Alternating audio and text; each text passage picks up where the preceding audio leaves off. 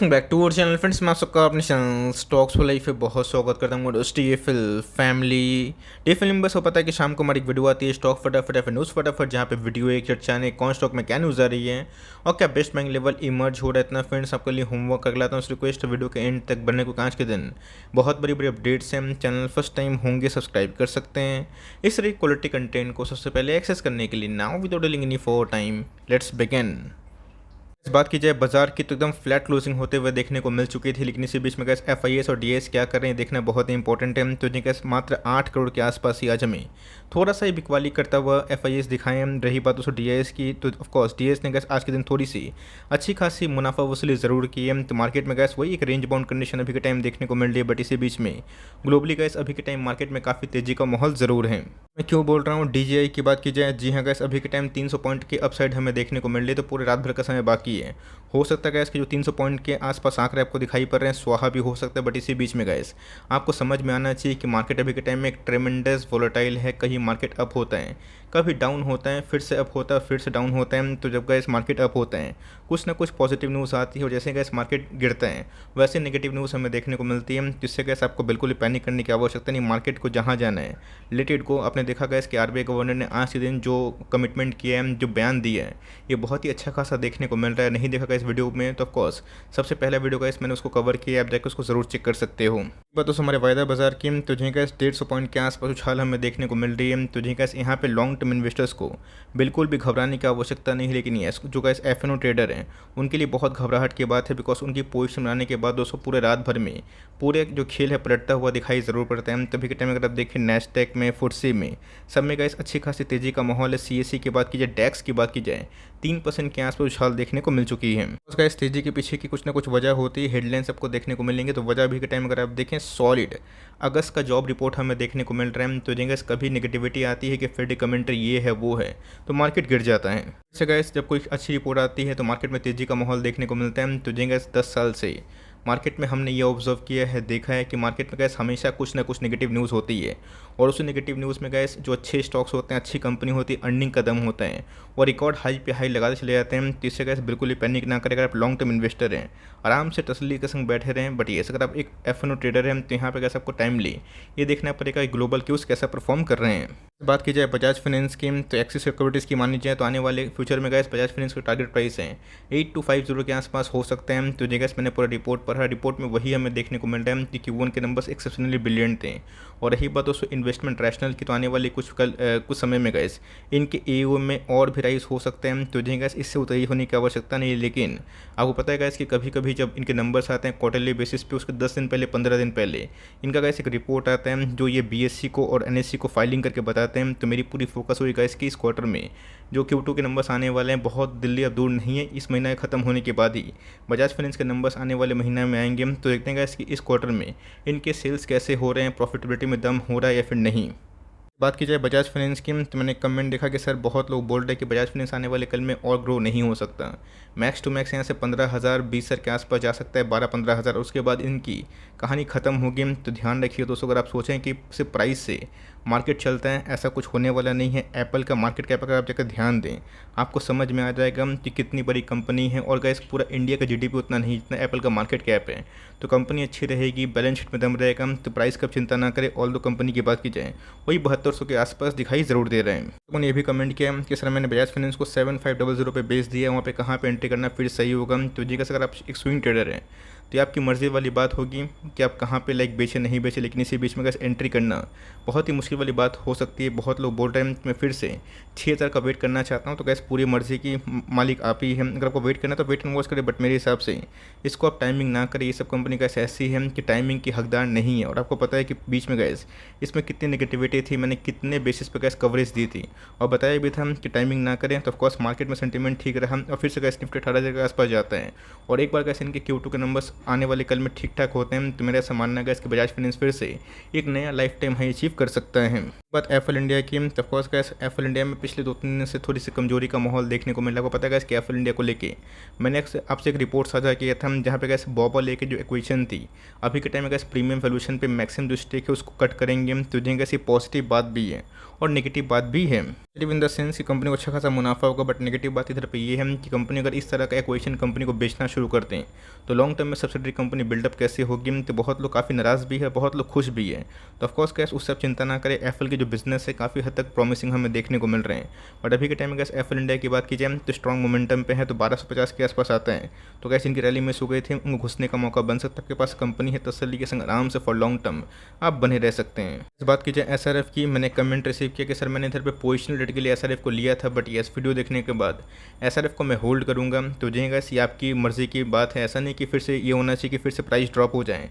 आप बोले कि सर मौका था निकल गया। एसआरएफ की बात की जाए बिलीव करना पड़ेगा दोस्तों, बिकॉज आने वाले कल में इनके नंबर्स बहुत ही अच्छे हमें देखने को मिल रहा है। कुछ समय अगर आप वेट करते हैं, कुछ क्वार्टर का टाइम देते हैं, तभी आपको समझ में आएगा कि एक बार गैस डाउन साइड के बाद जब तेज़ी का माहौल आता है वो कितना ट्रिमेंडस हो सकता है। ऑल्दो एसआरएफ की बात की जाए हमें 2.5% के आसपास फॉल देखने को मिला, बहुत नॉर्मल सी फॉल है गैस, इसे घबराने की आवश्यकता नहीं है। बिकॉज मुझे ऐसा लगता है कि एसआरएफ में टेक्निकल ब्रेकआउट हमें फॉर्मेशन देखने को मिल चुका है। तो जी गैस मैं बहुत ही ईगरली वेट कर रहा हूँ कब ये अपना लाइफ टाइम हाई तोड़ के नया लाइफ टाइम हाई लगेगा। ऑल्दो बहुत सारे ब्रोकर्स टारगेट्स की बात की जाए मिनिमम 3000 के आसपास दिखाई पड़ता है। तो हर एक गिरावट में गैस एसआरएफ दिग्गज कंपनी को अपने पोर्टफोलियो में आप जरूर रख सकते हो। बात दोस्तों एस्टेल की, पहले पब्लिक को डराओ उसके बाद दबा के माल उठाओ। मैंने गैस कितने बार ऐसे थंबनेल बना के आपको बताया था, बहुत लोग गैस 1500-1600 को वेट कर रहे थे। मैंने आपको साफ साफ बताया था गैस कि वैसा मौका बार बार नहीं आएगा। और जिन्होंने गैस 1500 का वेट किया, 1400 का वेट किया, अभी के टाइम में 2000 का वेट कर रहे हैं, काश मुझे मिल जाए। इसलिए गैस काश पे मत रहिए, ये मार्केट है गैस। और जब कंपनी रिवर्सल करती है तो उसमें जो बाउंस बैक होता है ये बहुत ट्रिमेंडस होता है। तो अभी के टाइम में गैस जितनी भी एडहेसिव वाली कंपनी है उनके मार्जिन इस क्वार्टर में काफ़ी अच्छे आने वाले हैं। रीज़न साफ है, बिकॉज अभी के टाइम में गैस ग्लोबली जो रॉ मटेरियल है काफ़ी कमज़ोर होते हुए देखने को मिल रहे हैं। जिनके मार्जिन में जो इम्पैक्ट था वो पॉजिटिव साइड में आता हुआ देखने को मिल सकता है। और जिसकी वजह से गैस Q2 के नंबर्स के पहले 6% के आसपास धमाका हो गए हैं। को साफ साफ बताया इसकी मार्केट में कुछ गिनी चुनी कंपनी, इसमें एस्टेल आता है, पिडिलाइट आता है, एसआरएफ आता है, लाइक आरती आती है, दीपक आता है, बहुत ऐसी कंपनियाँ आती हैं जो बार बार गैस मौका आपको नहीं देती है। और मार्केट में गैस यही होता है, जब स्टॉक प्राइस गिरता है तो लोग वेट करते हैं हाथ में हाथ धर के, और उसके बाद उसको जब मार्केट भागता है, जब स्टॉक में रिकवरी होती है तो लोग फिर से महंगे दाम पे खरीदते हैं। तो ये सब गलती गैस करना बंद करें। इसके पहले आपको याद होगा कि एस्टेल गैस से मैंने बहुत रेगुलर बेसिस पे कवर करना स्टार्ट किया था। बहुत लोगों ने गैस उल्टा सीधा कमेंट किया था, आज वो गैस एक भी लोग आपको दिखाई नहीं पड़ेंगे। टाइम देना पड़ता है, कन्विक्शन इस तक कि आपके पास ये कंपनी है फंडामेंटली बहुत ही अच्छी है, फ्रेश बाइंग करना चाहते हैं, अभी भी gas staggered way of buying करें और लॉन्ग टर्म तक सोचें। बिकॉज लॉन्ग टर्म के बिना गैस मार्केट में आप पैसा नहीं कमा सकते। यही बात रूट मोबाइल की, तो जी गैस हाल फिलहाल में 1500-1600 के लेवल से हमें देखने को मिले थे, बट यस प्रोमोटर ने गैस अपने स्टेक को 2% के आसपास ट्रिम कर दिए। तो बहुत लोग काफ़ी नाराज़ हो गए कि प्रोमोटर सर अपने स्टेक को क्यों बेच रहे हैं।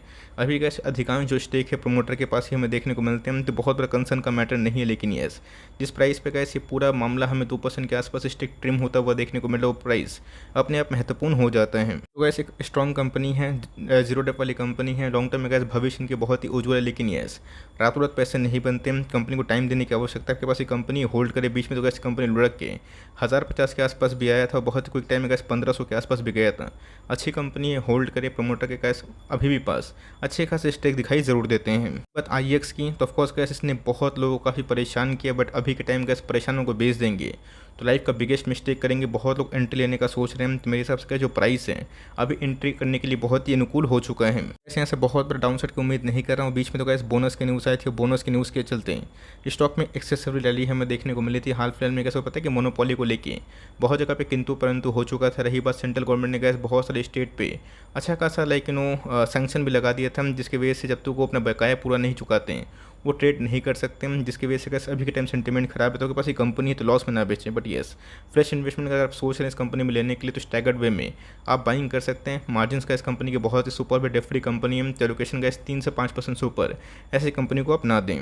बात रिलैक्सो फुटवेयर स्कीम, तो जी गैस आपने देखा ना कि एस्टेल ने क्या धमाका मचाया, सेम गैस रिलैक्सो में भी वही कहानी होगी। बट आपको धैर्य की आवश्यकता होगी। एस्टेल गैस जब भाग सकता है, जब लोगों को बिलीव नहीं हो रहा था, जब हमने इतना बार कवर किया था, तो एक्जैक्टली गैस अभी के टाइम रिलैक्सो भी थोड़ा दगा हुआ स्टॉक दिखाई पड़ रहा है। बट येस ये फंडामेंटली गैस एक जेम स्टॉक है, जिनको गैस निकलना है वो निकल सकते हैं। बट मेरे हिसाब से गैस कंपनी फंडामेंटली बहुत ही अच्छी है। लोग बोल रहे हैं कि सर मेट्रो ब्रांड आ गया है, ये आ गया है, वो आ गया है, तो कंपनी कैसे परफॉर्म करेगी, ध्यान रखिएगा दोस्तों।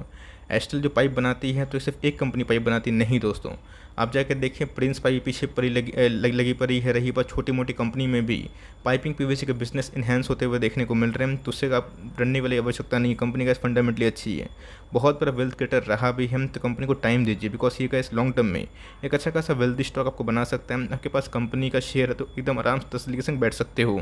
एट द एंड में अगर आप देखें तो इंडिया और इंटरमैश में एक अच्छी खासी स्पाइक अप होता हुआ देखने को मिल चुका है। तो जी गैस हाल फिलहाल में इनके एक एनुअल रिपोर्ट में पढ़ रहा था, जहाँ पे गैस कंपनी ने अच्छा खासा आने वाले कल में जो रिवोल्यूशन हो सकता है B2B प्लेटफॉर्म का, उसको लेकर जिक्र किया है। तो जी गैस जेएम फाइनेंशियल्स की बात कीजिए, उनका टारगेट गैस इंडिया और इंटरमैश को लेके वही 5,000 के आसपास दिखाई पड़ता है। गैस अगर आप जोमेटो से कंपेयर करें, नाइका से कंपेयर करें, उससे तो गैस वे बेटर मुझे दिखाई पड़ती है। तो गैस डेफरी कंपनी है, यस मार्जिन गैस बहुत ही कम होते हुए देखने को मिल रहे, बट मेरी फोकस होगी Q2 के नंबर्स कैसे हो सकते हैं, बिकॉज ऑलरेडी गैस जितना नेगेटिव न्यूज़ का सामना करना था इस कंपनी ने कर लिया। तो मेरे हिसाब से गैस डाउन साइड में बहुत उम्मीद नहीं कर रहा हूँ।